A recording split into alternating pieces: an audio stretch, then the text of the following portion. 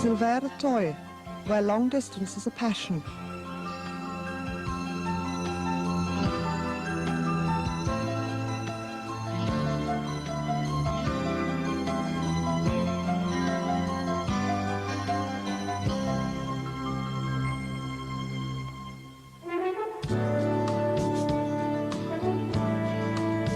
Otegem is only a small village near Kortrijk in Belgium, but in pigeon racing circles it has more the magnetism of a metropolis. This renown is primarily due to Silver Toy, who has spread the fame of this hotbed of pigeons throughout the world. In a different age, we're talking about 1969, Silver was just setting out on his own butcher's shop and together with his wife Rita was working hard to make a success of it. At the same time, he wanted to build up a career in pigeon racing, and it was later to go down in history as one which took the world by storm. He succeeded in both, and when he restarted here in this pigeon paradise in 1988, he had already chalked up many national titles and Olympiad selections.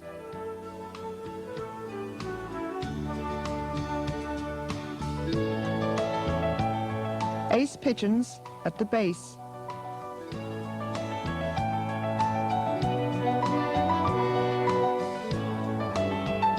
Silver based his colony on ace pigeons, the first of which was the kleinen, not a very large bird, soft plumage, an excellent flyer, an excellent stock bird.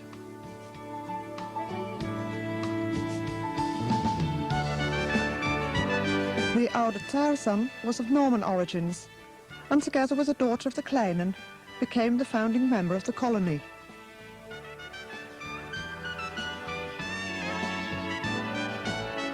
The oude Dikkop, another Norman bird, was the progenitor of the Dikkop dynasty, together with Carla, a daughter of the kleinen. He sired Dikkop 205, fifth national ace pigeon long distance in 1982, and also the younger Dikkop, one of the first prize national from Limoges. Tarzan Boy became a living legend, first national ace pigeon KBDB in 1988, first world champion long distance for Sailor Lage in 1988. He was a son of the oude Tarzan with Mirabel. New Tarzan, a brother of Tarzan Boy, was an Olympiad pigeon in Poland in 1989.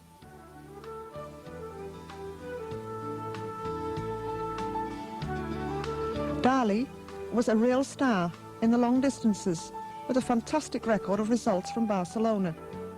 In 1994 his wins included 4th national and 7th international Barcelona. He brought in almost £80,000 in prize money. Romulus, a grandson of Tarzan Boy and Didi, second national ace pigeon long distance. He shone from Pau, Marseille and Perpignan. He claimed the title of International West European Ace Pigeon, ZLU, in 1994. Black Devil is one of the rare birds to have flown Pau, Barcelona, Marseille and Perpignan in one season. He too became first International West European Ace Pigeon, very long distance, ZLU.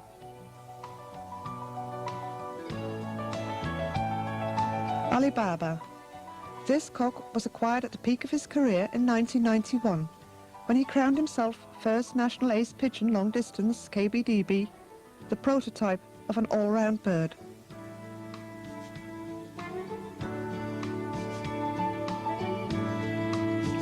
Invincible Montauban. This classy bird was bought from Maurice Cassar following his splendid national victory against 5,335 birds from Montauban. He managed this exceptional feat after 8 days in the basket and with a 20-minute lead.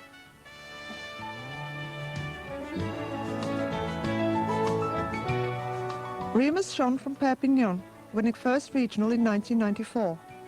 Internationally, he was 24th of 14,283 birds. He is a grandson of old Tarzan with Mirabel. Mephisto is a son of Montauban and was 6th national ace pigeon in 1996. His result sheet is decorated with 8 firsts in the top 100 national. He's racing his way to place among the national ace pigeons again in 1997. The stock loft, the treasure trove of the colony. It's no great secret that the focus of Silver Toy1's pigeon fancying is on the stock loft. Only pigeons with an excellent record go to the stock loft. This applies to both birds from his own strain and to new acquisitions.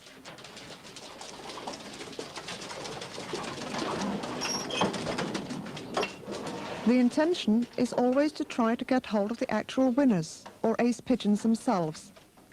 If that's not possible, then the aim is the next best thing, their daughters. They are then later paired up with the ace pigeons from his own loft.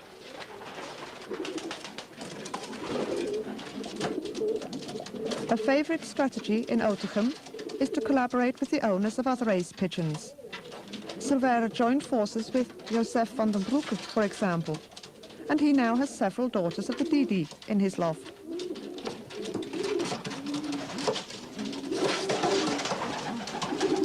The old bloodlines of, for example, the Kleinen and Tarzan are propagated through inbreeding, the products of which are usually coupled with the new acquisitions. This generally meets with success, but when it fails, they can always fall back on the old strain.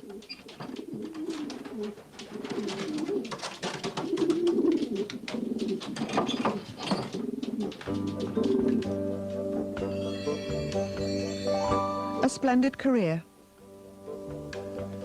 Silver Toy1 has lost his heart to one-day long-distance racing. He has boundless admiration for birds that race from start to finish in one explosive burst of power.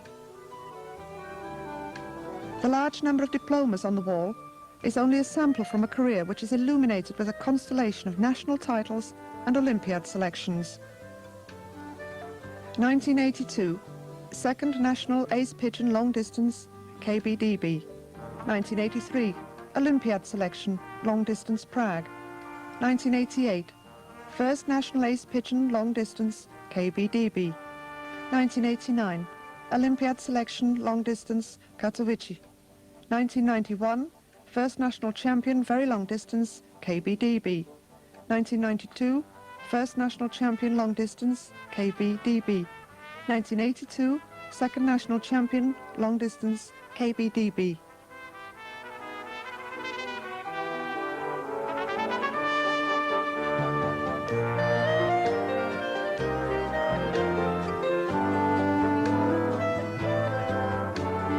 The team behind the success.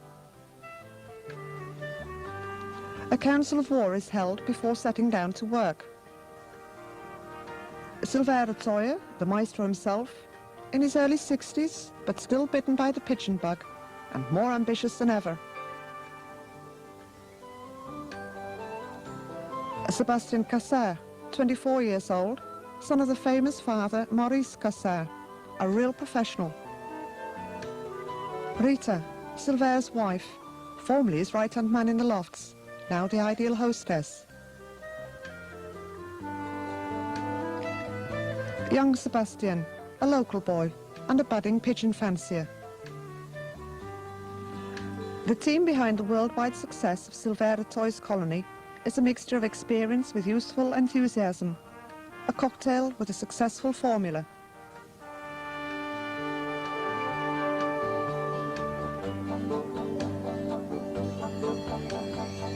Grandson Pierre takes care of all the paperwork, pedigrees, correspondence, writing brochures, and so on.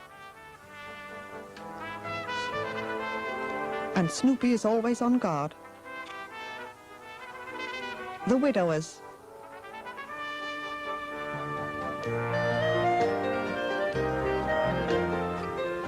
But success in pigeon racing certainly isn't handed to you on a platter. It's a matter of hard work, day in, day out, leaving nothing to chance. In short, a fancier is busy 365 days a year.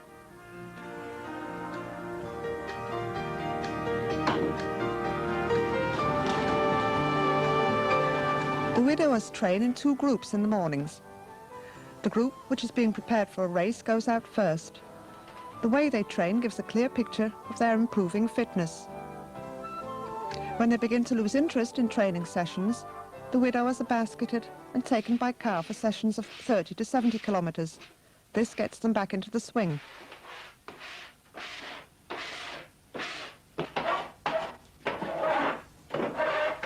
The lofts are cleaned 2 or 3 times a day.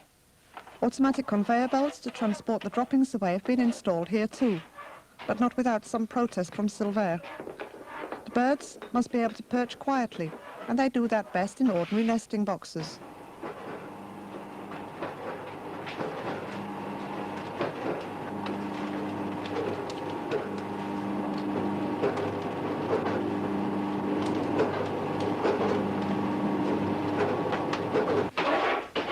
The birds are given their food and drink in their boxes, because the birds are attached to their own territory, and the fancy must take advantage of that. Every day, the food and drink pots are washed with halamid, the best disinfectant for use in the loft. During the racing season, they are even replenished morning and evening.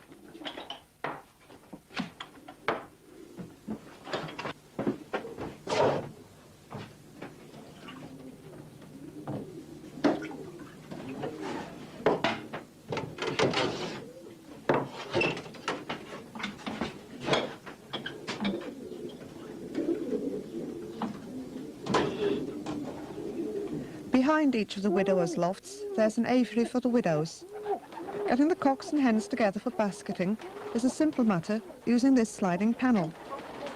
All the hens have a numbered ring on their legs, and if one should fly into the wrong box by mistake, she can soon be reunited with her partner.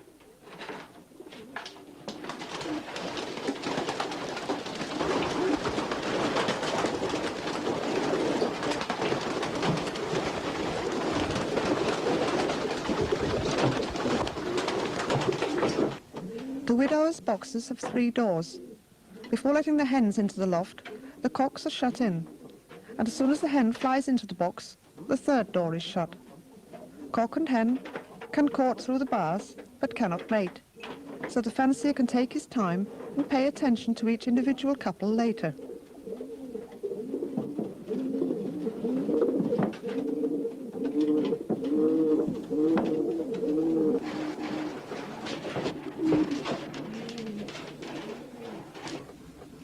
A treat of grit and fancy seed is prepared before serving up the mixture. The feed is dished out by the spoonful, which is not to say that the birds don't get enough. It is, however, usually a light diet.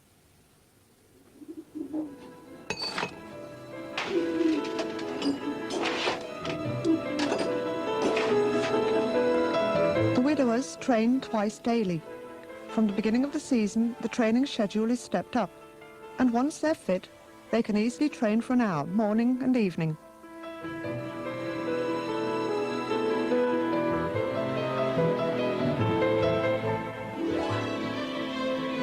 When the training session is over, the birds are called in. It's either train or come in. Hanging about is definitely not allowed. Here in the open countryside, the birds have plenty of opportunities to go fielding, and that is to be prevented at all costs. In the widower's loft, they like to keep up strict standards of discipline, and that's an absolute must when they're racing a team of 40 old birds and 50 yearlings every year. They also put some work into the relationship of fancier and bird, and a bit of teasing is all part of the game.